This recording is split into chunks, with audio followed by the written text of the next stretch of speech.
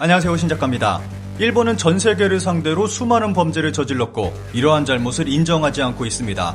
특히 한국에 대한 범죄는 도를 넘어선 수준이었고 이러한 행위는 지금도 이어지고 있습니다. 이런 가운데 유엔이 입을 열었습니다.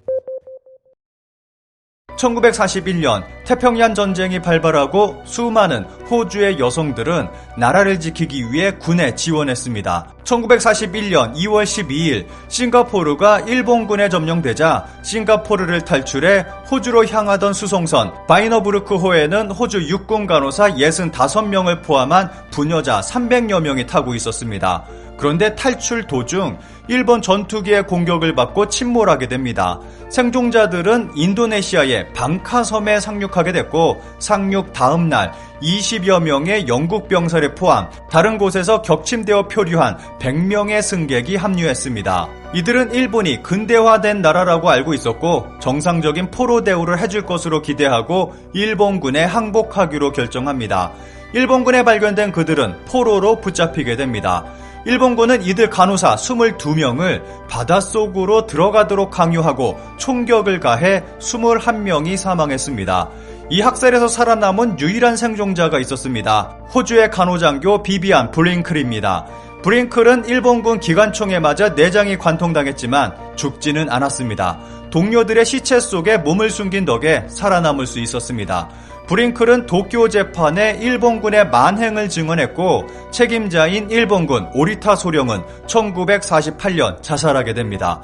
이 사건은 방카섬 대학살로 역사에 기록되게 됩니다.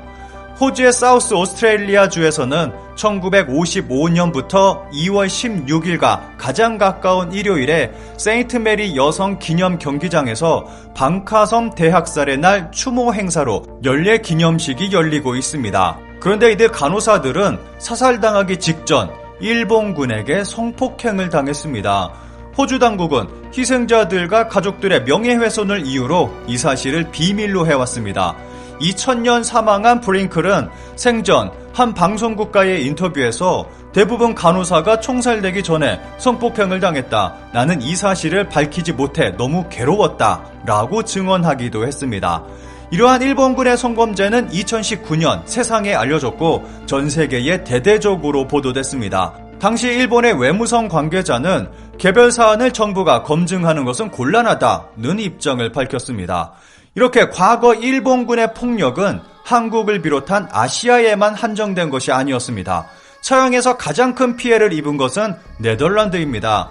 제2차 세계대전 당시 일본군은 네덜란드령이었던 자바성을 점령한 뒤 그곳에 살던 네덜란드인들을 수용소에 감금했습니다. 그리고 몇 달 뒤인 1944년 2월 26일 수용소에서 17세 이상의 미혼 여성들을 강제로 징발해 여러 일본군 위안소로 끌고 갔습니다. 그런데 일본군 성노예 피해국 중에는 독일도 포함되어 있다는 것이 밝혀지기도 했습니다.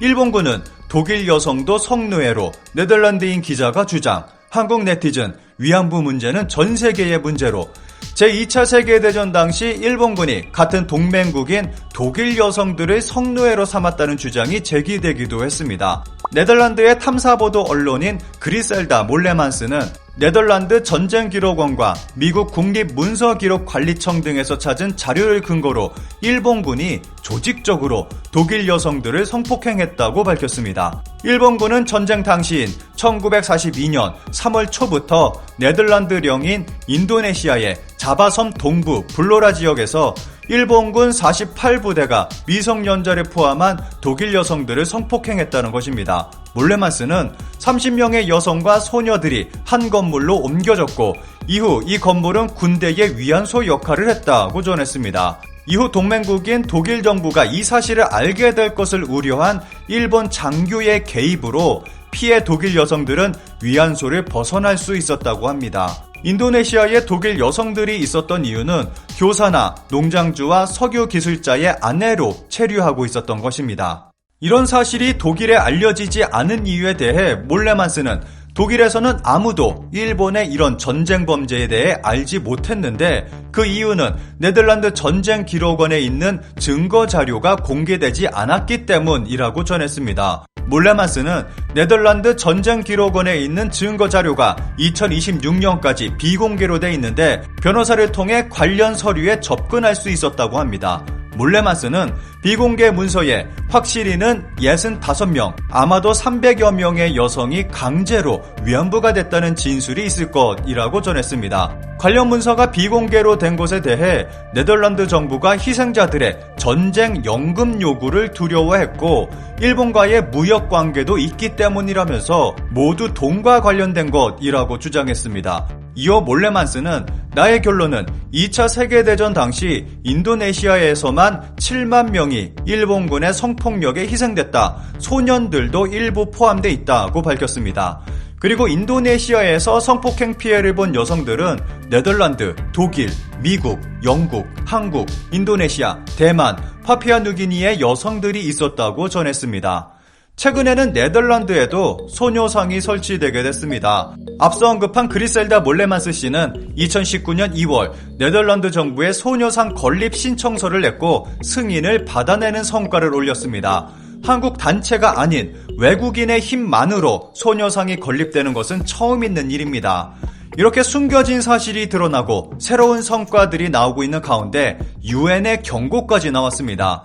유엔이 위안부 문제와 관련해 일본의 피해자 보상과 가해자 처벌 그리고 정부 차원의 공식 사과를 요구하는 심의 보고서를 냈습니다.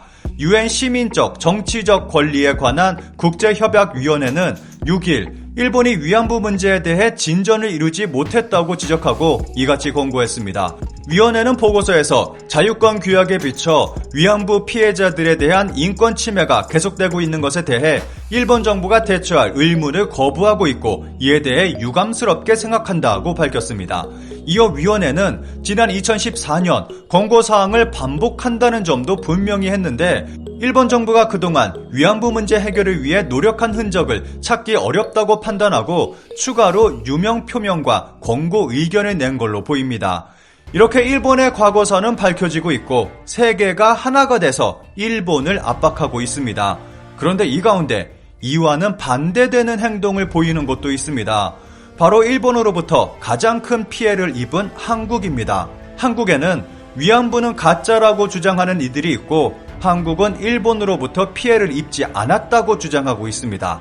그 결과 한국 해군은 일본 관함식의 전범기에 경례를 하게 됐고 강제노동 피해자에 대한 배상은 가해자인 일본 기업이 아니라 한국 기업이 하게 될 이상한 현상이 벌어지고 있습니다.